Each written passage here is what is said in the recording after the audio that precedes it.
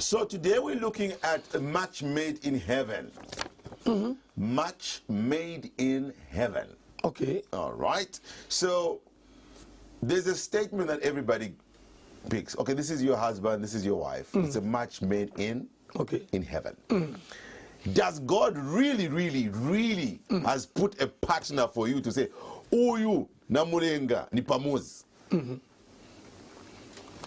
Or it's fictitious, where people think that God is the one that puts people together in terms of marriage. Yes. Is it a choice? Is it a choice that you make, or is it a choice that God makes for you? 097-4715-719 is the number you're actually going to be calling us on this beautiful morning. Let us know. And remember, like our new page, Diamond Media. Diamond Media, like our page, and let's get interactive on that page. All right. Of course, our other page is temporarily off, but now you can use this new one which we have created for you to interact with us. It's called Diamond Media, like the page, and then get interactive with us there as well. All right. You see, the plan of God is very mysterious. Very, very mysterious. When you look at, if I can pick David, the way he married Bathsheba, all right? The first man who married Bathsheba was Uriah, okay? But when you go down the history and down the plan of God, it was found that Uriah was not supposed to marry Bathsheba. He was not supposed. Because when you check the genealogy of Uriah and the genealogy of Bathsheba is totally different. Hence now, whatever happened, God used evil in order to bring in Solomon, who built a church. Okay? God used evil because according to Isaiah 45, verse number 7, the Bible says, I, the Lord, I create evil, I can create good thing, I can create a bad thing. All right. So now, when you go in Isaiah 34, verse number 16, the Bible is saying, seek ye out of the book of the Lord and read. No one of these shall lack a mate. Okay? Or shall fail. None shall want her mate, for my mouth it has commanded, and his spirit has gathered them. Okay? No one will lack a mate. Starting from animals and insects and human beings, everyone at least must have a partner. Okay. Now on the earth here, because of the effect of sin, the world, it fell from the glory of God, and some people have married wrongly, totally wrongly. It's not their match.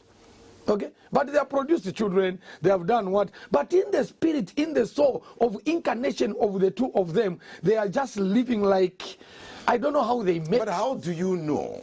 How do you know that this is your match? Because, look, we wake up in the morning, we meet people, like all the time. Yes. And there are people that have married before. Yes. Lost their marriage and married again. Yes. So, are we saying that now for us to find our match, or for us to find God's match, is a process? It's a process. Okay. It's a puzzle. You know, it's a puzzle. It's quite dice. Okay. For us because some people, their marriages 1 year, 2 years, koka ikorokyo, no peace, no what, fighting vibaka, just but like that. Isn't that not your own doing? If you're going to be fighting in a marriage, for you to marry someone, a normal human being, is you are married to that person. Like you love them. For you to make that decision to say, I am going to marry this person, I'm going to love them, you start paying lobola, there's love that you have for that person. Very true. So if love starts to leave, is it not your fault? Maybe you're not doing something right? Then blame God and say this was not a match made in heaven? You know, marriage is somehow a spiritual thing. It's quite a spiritual it's a spiritual happening. It doesn't come by material or things. Those are added things that should also support marriage and so forth. But there is a soul and a spirit. There is that bond. That bond, it only comes through the power of God. Just imagine how animals live. There is no buffalo that can marry an elephant, and an elephant cannot marry a zebra. So they are created in that is in their brain, their mind, their. Yeah, but I mean, even if an elephant, they'll marry different elephants, it will mate with an elephant of his choice. Oh yes. Yes. Now the animals are lucky because they are very lucky. What? I'm telling you what. Why are they lucky? Animals are very lucky. So tell me why they are lucky. It may not be the very husband or the very boyfriend, but just because of their make of elephants or as a zebra, there is a DNA which does not change. But that makes them lucky? That makes them lucky. But we human beings, our DNA it changes. We are not lucky. We are not lucky. Why? We are not. Why? Because God gave us an open mind of choice. Okay? God gave us an open mind of choice, and He gave us so many things to learn, to inculcate, and for you to improve yourself. That's why the Bible says, you husbands, live with them according to the knowledge. So there are so many men who don't have the knowledge of how to keep the women, even though they married them, but they lack that knowledge. Then that's what I mean. Then it's your fault. It's not God's fault. No, it's not God's fault. It's not fault, yes. So it's ourselves. It's yourself. So now, Apostle. Yes. In the beginning, God created man, and He also created woman. That's right. And He put them together. That's right. And Adam didn't have much of a choice. No. Okay. No. It was very, very impossible. Because a woman came from man. Okay. When Adam slept and God did His miraculous powers where He removed the rib and eventually a woman came out from the man. So it is from there where when you marry, you must know that the original existence of a woman came from a man. So you need to treat that delegate human being who has come to you or whom you have picked as a wife. You need to go back to the drawing board of how Eve came out of Adam and never to depart from Adam. So there is a lot that when you say I love you, I have to marry you, you need to go beyond the word love, beyond the word marriage, beyond the word whatever I want to do with that woman. Okay, just imagine I was reading in Genesis 45 when Isaac, yes, is it Isaac? Yes. When Isaac wanted to marry, they sent a servant. A servant went with 10 chariots of horses or donkeys, carrying a diamond, carrying all the nitty-gritty, the goodies, and so just to propose. He carried so many things. That's how he married Rebecca. Okay, so you find that when you say I want to marry, you must delete anything or don't be susceptible to something that should come and attack your brain. But now you're running away from what we're talking about. Okay. I'll bring you back. Bring it back. I was saying, God didn't give Adam much of a choice. No. But later on, Adam blamed God. Okay. For the very woman that he gave. And I think that given time, God was like, you know what, people should make their own choices. So for me, if that's the case, then there's not much made in heaven.